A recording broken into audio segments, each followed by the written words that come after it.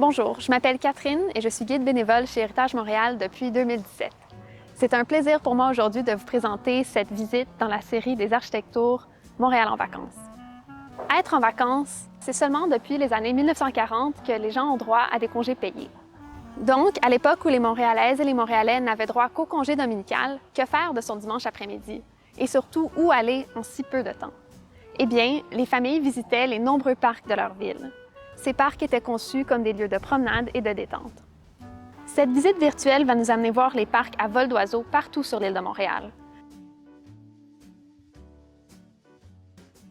Le parc public au milieu du 19e siècle est une réponse à l'industrialisation dans les grandes villes nord-américaines. Nous sommes en ère victorienne et on aménage des parcs et des squares pour embellir la ville et offrir des lieux de verdure à la population urbaine. Plus tard, les parcs publics sont munis de toute une gamme d'équipements pour les activités récréatives. C'est en contraste, en fait, avec les squares qui les précédaient et qui, eux, étaient plutôt des lieux de balade et de détente. À Montréal, les précurseurs des grands parcs sont les cimetières ruraux, comme le cimetière du Mont-Royal, établi en 1852, et le cimetière Notre-Dame-des-Neiges en 1854. Ces cimetières sont en fait établis avec la nature, c'est-à-dire qu'ils suivent la topographie existante du paysage à la place d'en créer un artificiellement. En 1872, suite à une réflexion paysagère sur le Mont-Royal, une volonté de le protéger émerge. La ville exproprie certains propriétaires et constitue le premier grand parc urbain, le parc du Mont-Royal. C'est en fait le premier geste de conservation de la ville. 2 ans plus tard, en 1874, la ville embauche Frederick Law Olmsted, avec pour mandat de concevoir ce grand parc sur la montagne. Olmsted avait préalablement travaillé sur Central Park à New York en collaboration avec Calvert Vaux. Ce projet, en fait, est une inspiration pour un grand nombre de parcs naturalistes en Amérique du Nord. Dès son inauguration en 1876, le parc est prisé comme lieu d'exercice physique, de promenade et de repos.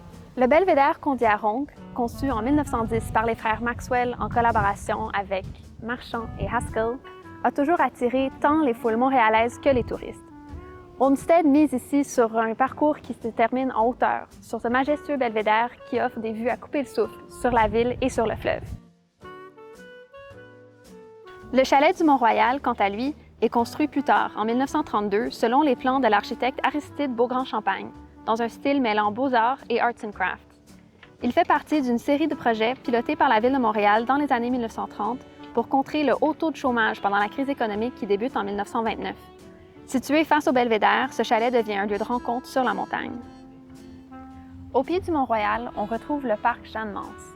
À la fin du 19e siècle, le site est surnommé Fletcher's Field.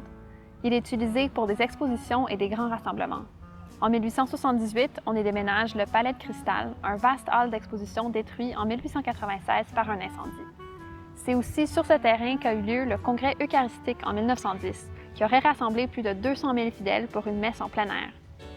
Au fil des ans, l'espace est aussi fréquenté par de nombreux adeptes du sport en plein air, usage qu'on retrouve encore aujourd'hui grâce aux terrains de baseball, de volleyball et de tennis notamment. Le deuxième grand parc établi dans les années 1870 est le parc de l'île Sainte-Hélène. L'armée britannique occupe l'île Sainte-Hélène, qui est un site stratégique en face de Montréal, depuis 1818.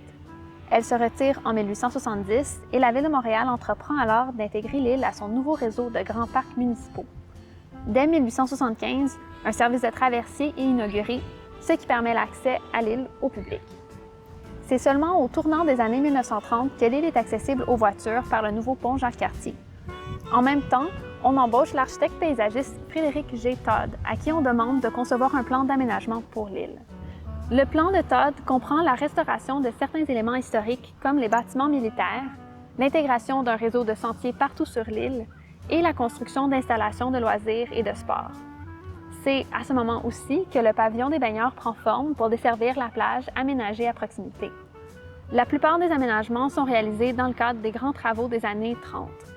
Tout ceci est interrompu pendant la Seconde Guerre mondiale et les travaux d'aménagement reprennent seulement à la fin des années 1940. On inaugure les piscines en 1953, fermant du même coup la plage. Le pavillon des sports est aussi complété avant de devenir le restaurant Hélène de Champlain dans les années 1980. L'île est profondément transformée dans les années 1960 pour accueillir l'Expo 67. Sa superficie triple, englobant maintenant les anciennes petites îles avoisinantes. Le troisième grand parc dont je veux vous parler est le parc Logan, qui est intégré à la ville en 1874. Depuis 1901, il est connu sous le nom du parc La Fontaine. Déjà, en 1890, des sentiers sont tracés et les serres municipales sont déménagées à partir du square Vigée. Les bassins iconiques sont creusés en 1900. L'aménagement du parc La Fontaine se fait en deux grandes étapes. D'abord, sous l'intendance d'Émile Bernadet dans la première moitié du 20e siècle. Puis, dans les années 1950, Claude Robillard entreprend la modernisation du parc et le développement des loisirs. La navigation sur les bassins, les patinoires, les jeux pour enfants, le jardin des merveilles et les terrains de sport, entre autres. Le chalet-restaurant est établi en 1953, de même que le théâtre de verdure. Le parc La Fontaine est un véritable oasis de fraîcheur dans un des quartiers les plus denses au Canada. Pas surprenant qu'il soit toujours un des lieux de rencontre favoris aujourd'hui. En plus des grands parcs municipaux, des parcs d'attractions privés font leur apparition et se font compétition à Montréal dès la fin du 19e siècle. Créés par des entrepreneurs, ils répondent aux besoins des Montréalaises et Montréalais pour des espaces de loisirs et de divertissement. Souvent situés plus loin de la ville, ils sont rejoignables en tramway et sont souvent le terminus de la ligne. Le parc Summer est créé en 1889 sur les rives du fleuve Saint-Laurent, dans l'ombre de la brasserie Molson. On vient y écouter des concerts de musique classique et s'y promener. Bientôt, des spectacles de variété s'ajoutent à la programmation, ainsi qu'un petit manège. Le parc Summer disparaît en 1919 suite à un incendie. Dans les dernières années, il était moins populaire, victime de la concurrence du parc Dominion, ouvert en 1906. Le parc Dominion est situé sur les rives du Saint-Laurent à Longue-Pointe, au bout de la ligne de tramway de l'Est, et ouvre ses portes en 1906. Influencé par les amusement parks américains comme les parcs de Coney Island à New York, le parc Dominion offre des spectacles de musique, de vaudeville et d'acrobates, de même que des manèges comme des montagnes russes, un shoot the shoot et un musée de l'absurde. Véritable parc d'attractions, il s'agissait d'une vraie sortie pour les familles au début du 20e siècle. Le parc ferme en 1937, miné par la crise économique et sa rivalité avec le parc Belmont. Le parc Belmont est inauguré en 1923 au nord de la ville. Facilement accessible en tramway, ce parc d'attractions de quartier-ville jouit également de la proximité de la rivière des Prairies, encore lieu de prédilection pour la villégiature estivale à Montréal. L'ouverture de la Ronde en 1967 dans le cadre de l'Expo affecte grandement le parc Belmont, qui ferme finalement ses portes en 1983. Le parc Maisonneuve, par exemple, est le dernier grand projet des conseillers ambitieux de la ville de Maisonneuve. Ils font l'acquisition d'un vaste terrain en 1912 avec le projet d'en faire un grand parc comprenant notamment un amphithéâtre et un musée. Ces plans ne se concrétisent pas et la municipalité, très endettée, est annexée à Montréal en 1918. En 1923, la Ville de Montréal aménage un terrain de golf qui ferme ses portes dès 1973 pour faire place à des installations olympiques. Le reste du parc est aménagé pour permettre différents sports comme le vélo, la raquette et le ski, sans oublier la promenade et la détente. Créé en 1931 par le frère et botaniste Marie-Victorin, le jardin botanique voisine toujours le parc Maisonneuve, formant un ensemble de verdure majeure dans le quartier. Juste au sud du parc Maisonneuve, on retrouve depuis 1976 le parc olympique. Le parc Jarry est constitué en 1925 par la Ville de Montréal. En 1928, déjà, on inaugure le kiosque à musique, première construction dans ce parc jusqu'alors demeuré très naturel. Au fil des ans, des installations pour les jeunes font leur apparition, des balançoires, bacs à sable et glissoires. Son vaste territoire englobe des terrains voués aux activités sportives. Baseball, soccer, football, natation, ainsi que le célèbre stade où ont joué les expos entre 1969 et 1976 et qui accueille depuis 1981 les internationaux de tennis du Canada. En 1989, on aménage le célèbre étang ainsi que sa fontaine afin de faire plus d'espace à la détente et à la promenade. Formée au début du 20e siècle, la Montreal Parks and Playgrounds Association, menée notamment par Julia Drummond, entreprend de mettre en valeur les bienfaits des espaces verts et des lieux de loisirs pour les enfants. Suite à la pression exercée par l'association, la Ville de Montréal multiplie la création de petits parcs dans les quartiers résidentiels et y installe graduellement des équipements de jeux pour les enfants. C'est ainsi qu'au courant du 20e siècle, les aménagements typiques de squares victoriens avec des sentiers bucoliques font partiellement place à des modules de jeux pour les enfants. Ces petits parcs deviennent des refuges pour les jeunes dans les quartiers densément peuplés. Sous l'immense parc Frédéric-Bach se trouve l'ancienne carrière Miron.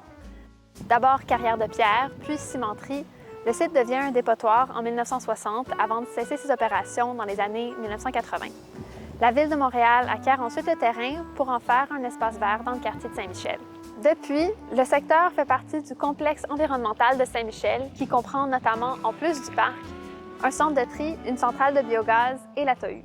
Aménagé par la firme Lemay en 2017 à l'occasion du 375e anniversaire de Montréal, le paysage est marqué par des sphères de captation de gaz, œuvre de la firme de design Morelli. Dans les dernières années, l'accès aux berges de l'île est devenu de plus en plus important pour la population de Montréal.